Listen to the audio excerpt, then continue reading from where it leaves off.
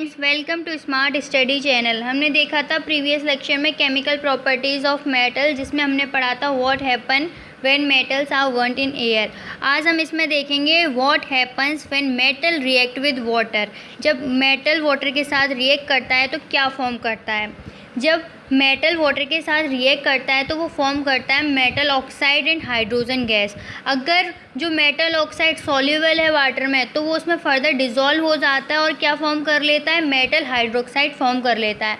और जो metal dissolve नहीं होते उनकी रिएक्शन कहाँ तक रह जाती है, metal plus water two gives metal oxide plus hydrogen gas.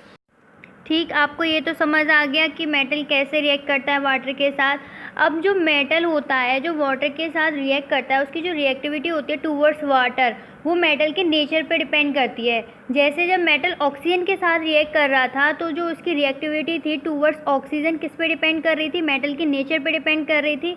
ऐसे ही यहाँ पर होता है। जैसे वहाँ क्या था, जो सोडियम और पोटेशियम था ऑक्सीजन के साथ रूम टेम्परेचर पर ही रिएक्ट कर रहे थे।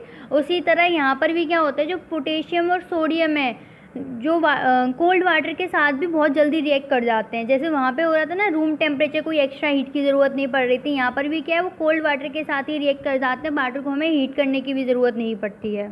In case of sodium and potassium जो ये रिएक्शन होती है वो बहुत वायलेंट होती है और एक्सोथर्मिक होती है। एक्सोथर्मिक क्या होता है, जिसमें हीट इवॉल्व होती है। तो जो ये इवॉल्व हाइड्रोजन होता है वो क्या होता है, इमीडिएटली फायर को कैच कर लेता है। जैसे जो ये रिएक्शन होती है, तो मैंने क्या बताया था, जैसे मैं एक एग्जांपल लूँ, पोटेशियम लिया, पोटेशियम की रिएक्शन मैंने वाटर से कराई। वाटर से रिएक्ट कराने पर जो फाइनल प्रोडक्ट मिलेगा हमें क्या मिलेगा, KOH plus H2 plus heat energy.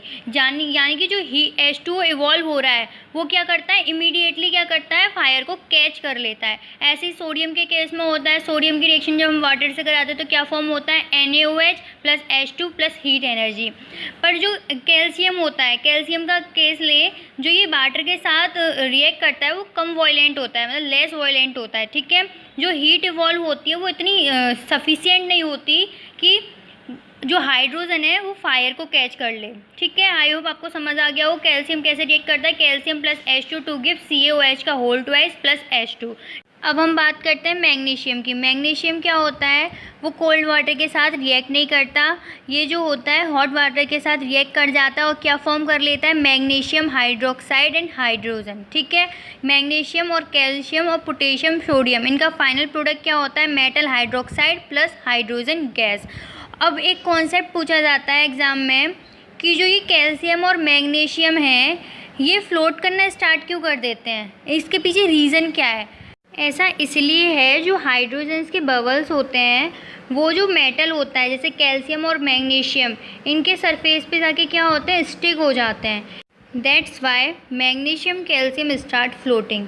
आपको ये कॉन्सेप्ट अच्छे से समझ आ गया होगा।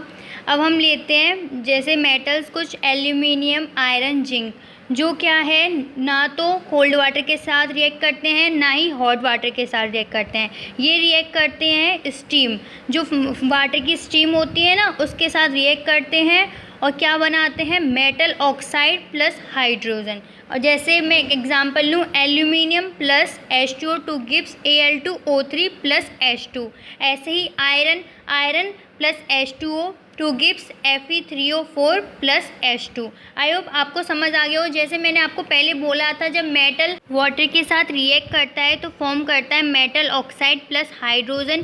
फिर उसके बाद अगर वो सॉल्युबल है वाटर में तो वो फॉर्म करेगा मेटल हाइड्रोक्साइड। आपको ये क्लियर हो गया होगा। ऐसे कुछ मेटल होते हैं जो किसी भी कंडीशन में वाटर के साथ रिएक्ट नहीं करते, जैसे lead, copper, silver and gold. ये हमारा टॉपिक कंप्लीट हो चुका है। अब आगे नेक्स्ट लेक्चर में देखेंगे what happen when metals react with acid, यानी एसिड के साथ मेटल कैसे रिएक्ट करता है, क्या कंडीशन होती है।